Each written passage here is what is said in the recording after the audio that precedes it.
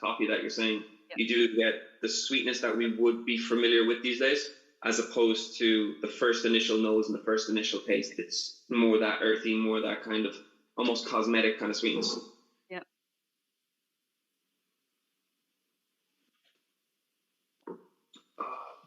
That is lovely. Not extremely in your face. It's layered. It slips off your tongue very easily. It does stay behind, especially the back of your tongue. It kind of has a good hang time to it. Completely not inoffensive. It's nice, easy, light. It doesn't even come across like there's any oxidation whatsoever. It seems very fresh. Yeah, that's good quality. Fantastic. Well done, Paul. Finding us a bottle. Yeah, as you're saying, it's just sitting right at the back, almost as you said, your tongue, almost your throat a little bit. But it's that herbal, that vegetable note that I mentioned has pulled right through onto the palate as well for me, definitely. Yeah, it almost cuts down the middle of your tongue. You get bitterness at the sides as opposed to the spice we would be used to. It pulls down the middle of your tongue and it really hangs at the back. But first taste, very little sweetness at the front. Second and third taste, a good bit more sweetness kind of hanging on and making that bitterness a little bit more easy kind of to digest.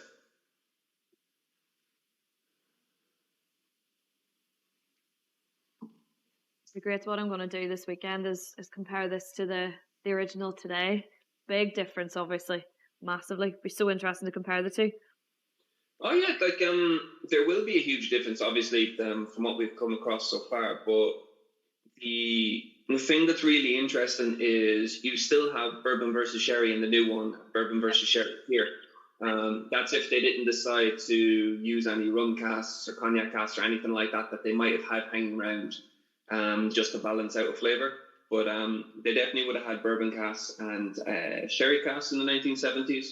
So today's iteration versus this, you're going to get a lot cleaner, a lot smoother, a lot easier for today's whiskey. But it will still be able to pick out some form of similarity between them.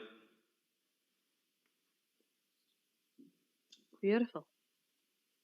Cool. So being in the 1970s, let me see now. So number one, and when we do move on to number two, the single grain that's being used in the Tree Star and the single grain that's being used in the second one we'll come to in a moment is the single grain that comes from Coleraine. So Coleraine would have been making single grain for Bushmills. I think it was 1953 until the mid to late 70s.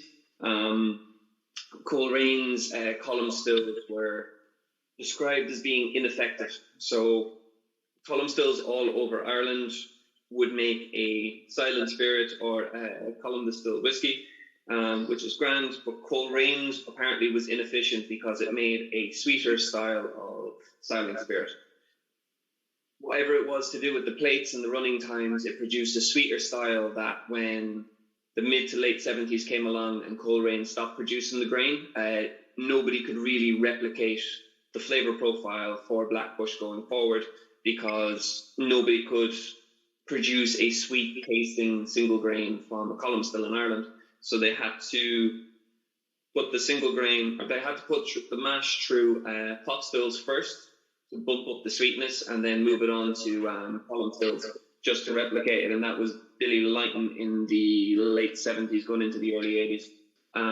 So this not only is it discontinued whiskey from the 70s that you tried first, but it's also discontinued whiskey from a silent distillery. So Coleraine would have closed down, as I said, in the mid to late 70s.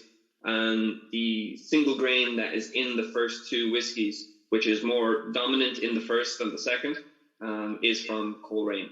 And it would be really interesting to ever come across that distillate or that whiskey on its own, because it really would explain why the second one you're about to taste is so special and what leads into the Blackbush of today.